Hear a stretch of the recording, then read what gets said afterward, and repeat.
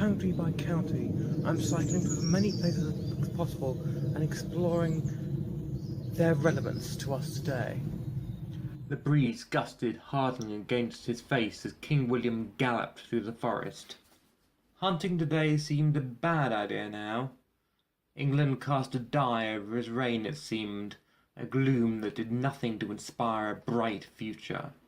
His horse was out of control, buffeting him, pushing him to accept his fate. As he fell to the ground, his thoughts fell with him. His misspent time he held the English throne and the cursed court of Hampton. He was leaving behind a court of newly conceived opulence that would take the land into a new era.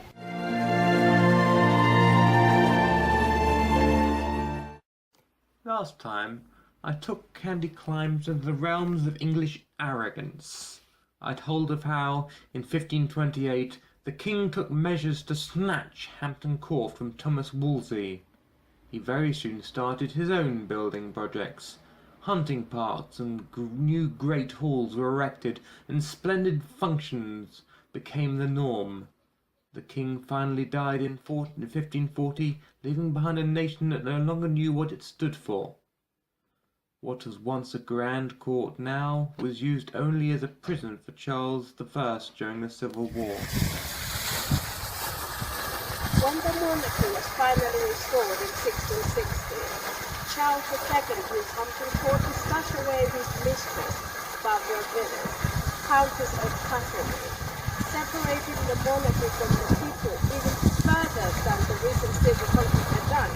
When Christopher Wren transformed the east and south facades of Hampton Court in 1694, new apartments were created for royal visitors.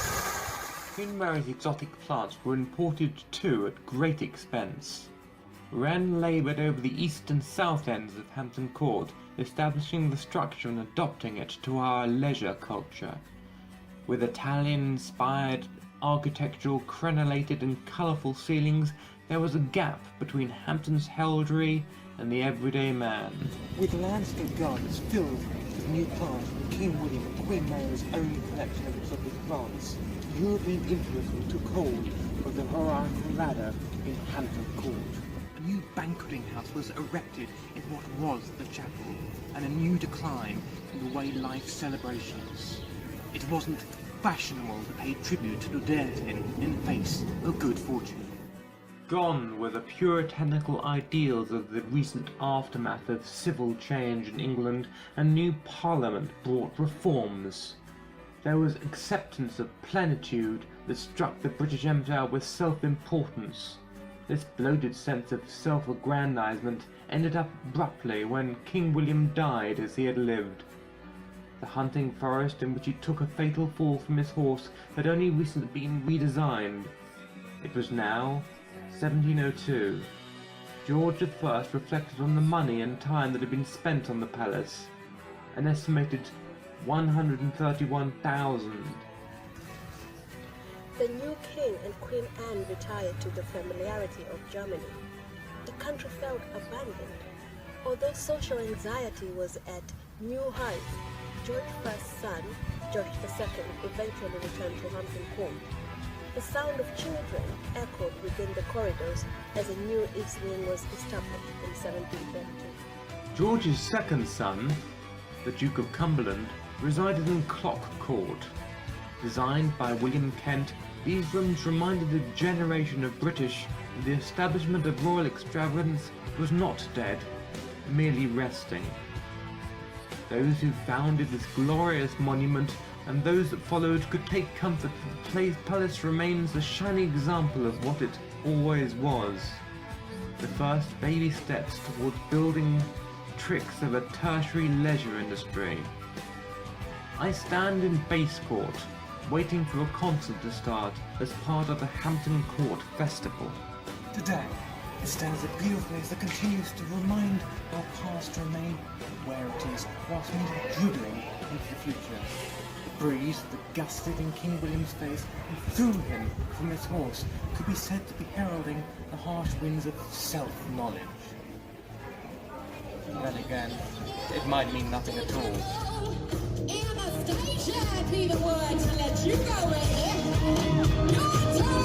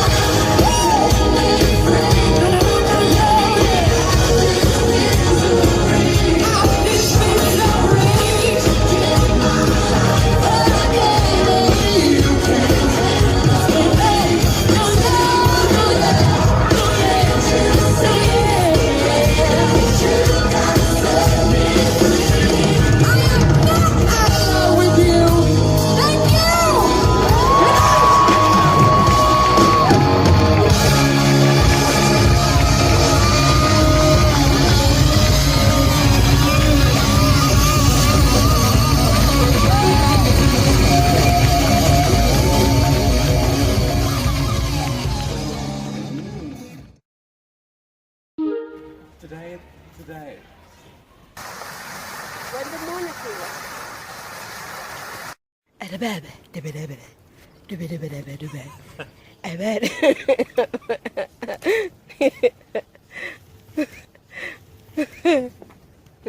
That's how you be talking. George II eventually returned to Hampton Court.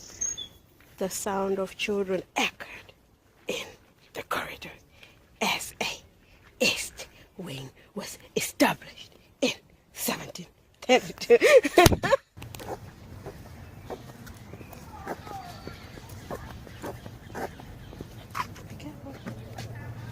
Are we here? Is this the main? Oh. Good fortune. And I'm going to do it again. Yeah, I think that's bollocks.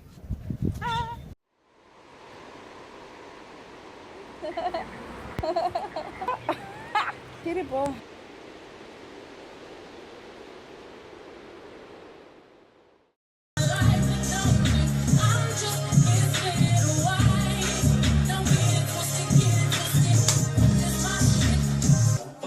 Really very, really